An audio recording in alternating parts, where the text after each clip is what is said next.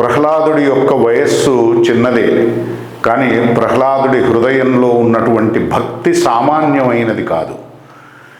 తల్లి గర్భంలో ఉన్నప్పుడే భగవంతుడి గురించి విన్నాడు ప్రహ్లాదుడు, తత్వాన్ని తెలుసుకున్నాడు, జ్ఞాన సంపన్నుడయ్యాడు. విశేషించి భగవంతుడికి పరమ ప్రీతిపాత్రుడయ్యాడు. అంటే తల్లి గర్భంలో ఉన్న శిశువు బయట విషయాలను గ్రహిస్తుంది.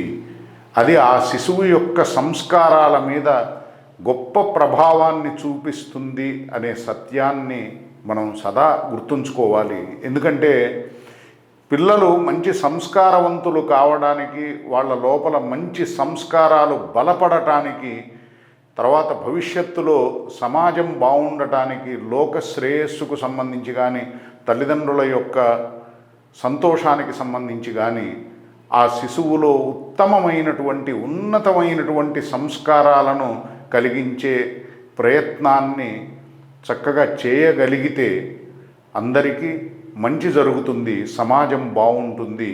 శాస్త్రం ఏదైతే బోధిస్తుందో అది సర్వజనుల యొక్క హితాన్ని కాంక్షించి చేసే పని. సర్వే జనా సుఖినో భవంతు, లోకా సమస్తా సుఖినో భవంతు.